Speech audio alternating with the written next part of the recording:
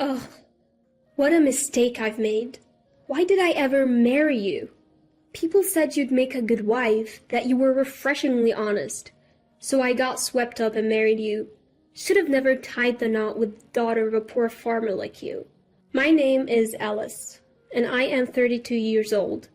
I've been married to my husband, Bruno, for 3 years, and for the past year, I've been hearing this sort of talk from him every day. We both worked at the same company. Bruno joined a year before me. Our company is a general trading business, and lately we've been focusing on the food sector. We introduce and broker new ingredients and food products, department stores, and supermarkets. That's mainly what we do. Bruno and I hit it off at a company party. Maybe it was the drinks, but we were cheered on by those around us and started dating soon after.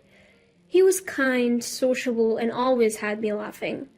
I thought a life married to him would be filled with joy, so we got married after a year of dating. Bruno's parents had already passed away, but my parents are still living and run a small farm in the countryside. I was a child born to my mom at 39 and my dad at 41, after they'd been married for 10 years. So when I got married, my mom was already 68 and my dad was 70. Both were thrilled about my marriage. Bruno was initially very helpful around the house, and we often went out for meals together, enjoying each other's company. However, about a year ago, Bruno's behavior started to change dramatically. He began complaining about everything I did, and our outings together stopped. Although I had doubts about staying with him, I thought of the kind Bruno I'd known when we got married and hoped he'd revert back to that. Plus, I didn't want to worry my parents, who are already over 70, so I held off on divorce. If only your parents had more money, then maybe I could have benefited from this marriage too. They're useless. They'd be better off as fertilizer in a field. Hey, that's way over the line. We're talking about my parents here. I say it because they're your parents. This marriage was totally pointless. I can endure any insults about me, but I can't stand him talking about my parents that way. Though they're considered elderly, they still work hard at farming, sending us delicious vegetables and produce all the time. For me, they are more than just invaluable. They're my lifelines. Compared to my friends' parents, mine are significantly older. That always concerned me.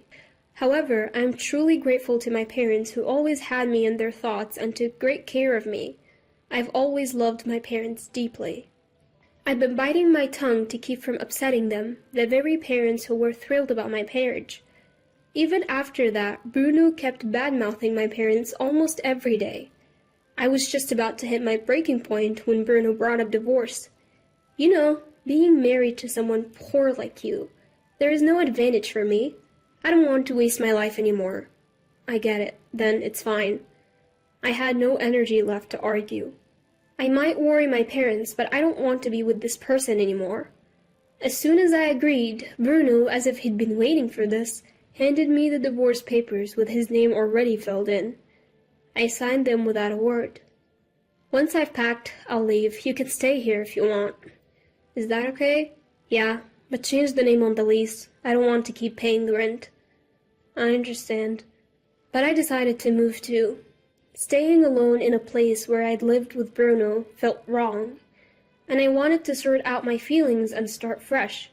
And so, our divorce was finalized. We still work at the same company, so there is a bit of awkwardness when we see each other. But working in different departments turned out to be a blessing in disguise. When I told my parents about the divorce, they looked a bit sad. Still, they said, "If that's what you've decided, then it's okay. You're the one living your life," was all my parents had to say. Their kind words felt like a lifeline. Being divorced after an office marriage did make me self-conscious, but no one said anything. And with Bruno's verbal abuse gone, I felt relieved. Being alone made me realize how much I'd been holding back. I truly felt it was good that I got a divorce. So, this happened one fateful day. I had some work to attend to in the department where Bruno was. On my way there, I happened to overhear a conversation Bruno was having with a colleague in the break room. "Man, you really hit the jackpot, huh? She's the heiress to prime supermarkets, right? She's totally into me." Can't believe you've been keeping this a secret from your wife for a whole year. Well, I had to be careful. Last thing I wanted is to be slapped with alimony, but it took some time. No matter what I said, she wouldn't bring up divorce. Would have made things easier if she did. You're a piece of work, you know that. Thanks to my daily insults, she accepted the divorce pretty easily, though. I feel sorry for Alice for marrying someone like you. Come on, you can't compare the daughter of a poor farmer to a supermarket heiress. Prime Supermarkets is a major chain that's spread across the U.S., and our company does business with them. Bruno was in charge of sales for that supermarket. So, to summarize, Bruno had been having an affair with the heiress of that supermarket for the past year. And to keep the affair secret, he had been insulting me, waiting for me to initiate the divorce.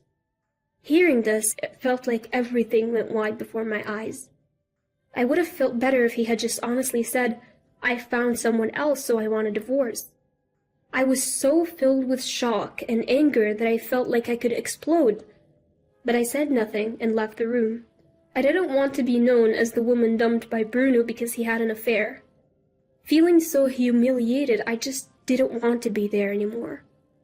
The realization that Bruno wasn't just betraying me, but was also scheming for his own convenience made me so angry. But I chose not to confront Bruno. Sure, I could probably get some kind of settlement if I pushed the issue, but I didn't want the hassle or the gossip. I just wanted to let it slide. The following month, Bruno left the company. I heard he got re-employed at Prime Supermarket's corporate headquarters. I breathed a sigh of relief, knowing I wouldn't have to see Bruno's face anymore. Soon after, I heard rumors that Bruno married the daughter of the CEO of Prime Supermarkets. The female co-workers in my office were skeptical, but the men seemed envious. Apparently, Bruno fast-tracked the wedding because the CEO's mother, Bruno's new grandmother-in-law, wanted to see her grandchildren married off sooner rather than later. I can't help but think it's just a cover story. Bruno's perfectly capable of bending the truth like that. Furthermore, not a single employee from our company was invited to the wedding. Bruno was hired as a sales manager and seemed to be on a fast track to success, according to the gossip amongst his former colleagues, tinged with jealousy. Nothing surprises me anymore. It's probably all according to Bruno's plan. While it's infuriating to think about, my desire to avoid him is stronger. However, that wasn't the end of it. I received a call saying that the supermarket that bought produce from my parents' farm had suddenly cut ties with us. It was Prime Supermarket, and it was Bruno who informed us. What's going on? I had to call Bruno to find out why. My wife doesn't want me dealing with my ex's family, he said. What? She doesn't want any contact with your parents. Call it jealousy, I guess. But that has nothing to do with our business relationship. Maybe, but I can't ignore what my wife wants, and honestly, I couldn't care less about your parents. I hated to grovel to Bruno, but I begged him to reconsider the contract termination. He refused. I never thought it would come to this. My parents love farming. Their greatest joy is seeing people enjoy the produce they've grown. They're getting older, but they're still passionate. I don't want to strip them off of their livelihood. So, I had no choice but to look for a new contract. I tried, but I couldn't find any takers. Then, my company decided to host a food fair.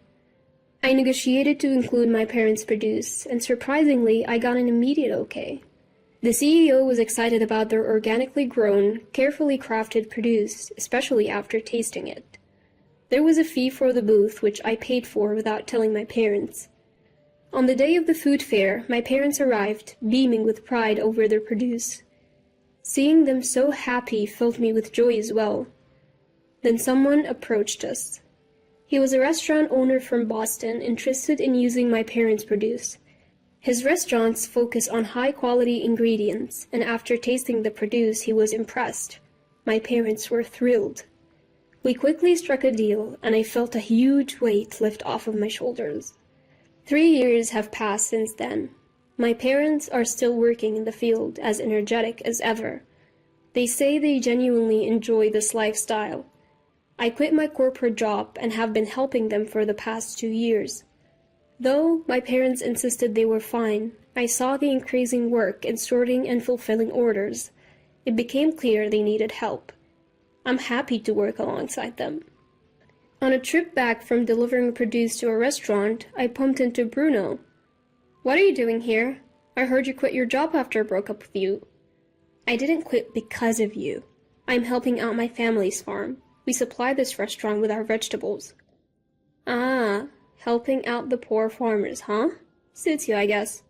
You'd be leftover stock at the company just like your vegetables." "How rude you still are." "That's just the truth. Look at the gap widening between us. I am now the sales director at Prime Supermarket, a true elite. While you'll just weather away.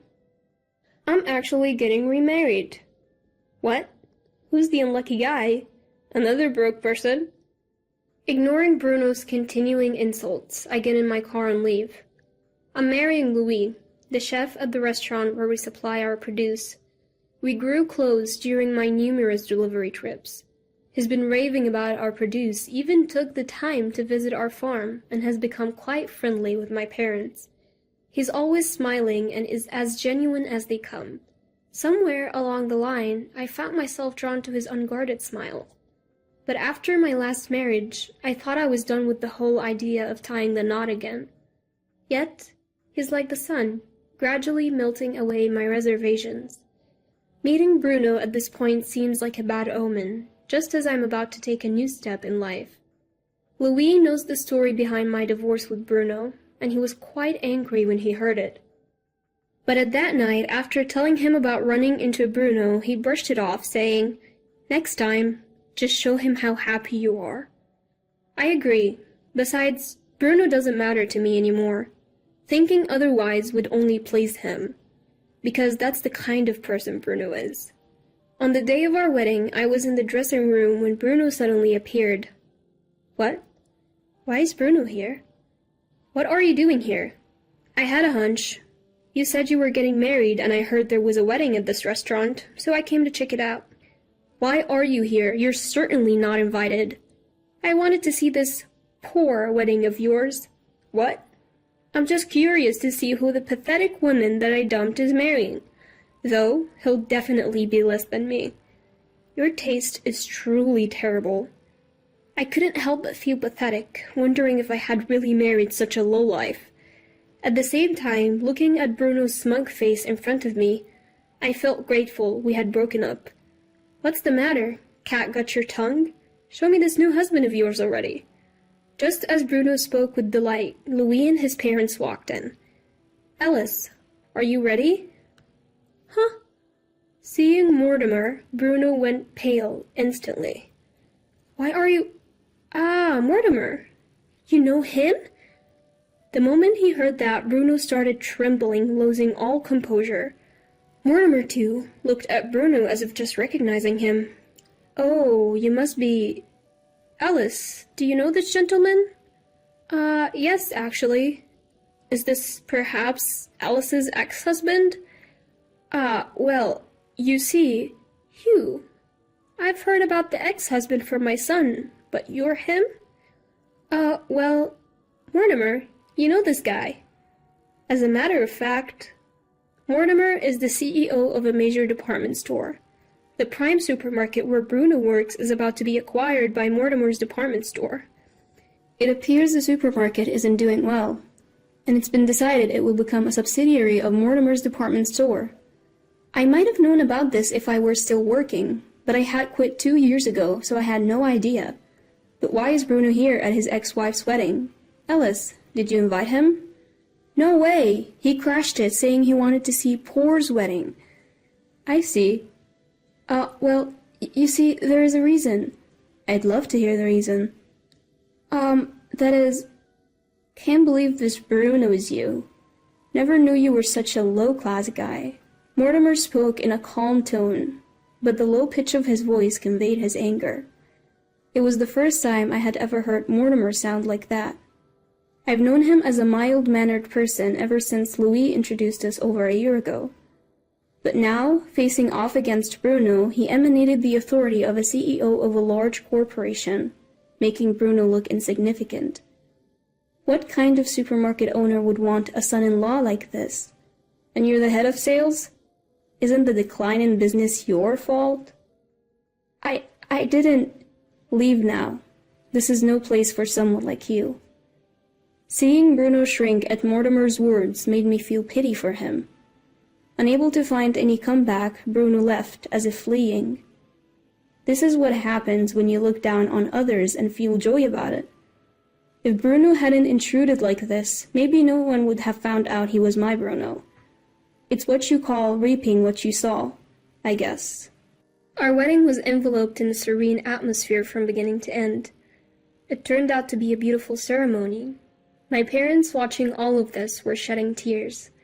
I felt like I had finally put their minds at ease. Later, Mortimer told me that the owner of Prime Supermarket claimed that he had no knowledge of his daughter dating Bruno before his divorce. But considering Bruno switched jobs to Prime Supermarket immediately after the divorce and was even offered a position, Mortimer doubted the owner was really in the dark. The owner of Prime Supermarket seems to dote on his daughter and pretty much agrees to anything she says. As a businessman, he's definitely lacking, Mortimer commented. Prime Supermarket became a subsidiary of Mortimer's department store. The executive team was replaced and the former owner was resigned. Bruno left the company as well. Then, out of the blue, Bruno contacted me, asking to be employed by Mortimer's department store, the parent company. I struggled to comprehend what could possibly make him think that that was an option. That's absolutely not going to happen. What on earth are you thinking? Don't say that. Give it a try. I might get divorced if things keep going this way. My wife says she doesn't need a husband who doesn't bring in money. That's not my concern. Don't you feel sorry for your ex-husband if he ends up on the streets? Not at all. What a person you are. Fine. Can you lend me some money? What? Just enough to get by for now. My wife is a big spender and it's tough. I couldn't believe what was happening. But when that phone call came, I was actually visiting my in-laws. Mortimer, who was sitting next to me, took the phone and yelled with a fury I'd never seen before. Don't ever contact my pressured daughter-in-law again. Thanks to his final shout, I never received another call from them. Now I help out at my family's home and also work part-time at Louie's restaurant whenever I have some free time. The restaurant owner is a friend of Mortimer's, and they make a lot of accommodations for me, making it an easy place to work. About 6 months after remarrying, a colleague from my old job came to dine at the restaurant, and we briefly talked about Bruno. It seems the former president of Prime Supermarket is drowning in debt and has skipped town. His daughter and Bruno are left dealing with those debts, working from morning to night. Apparently, they blame each other for their plight and fight constantly. Their new apartment is in an older building near my former colleague's home. Apparently, their arguing got so loud the other day that someone reported them to the police. My colleague saw them during that incident and said that they had lost so much weight they were almost unrecognizable, laughing as he told the story. But honestly, I don't care anymore. I don't look back on the past. Besides, our family will grow by one more member come next spring. Both my parents and my in-laws along with Louie are all thrilled. I plan to cherish this happiness.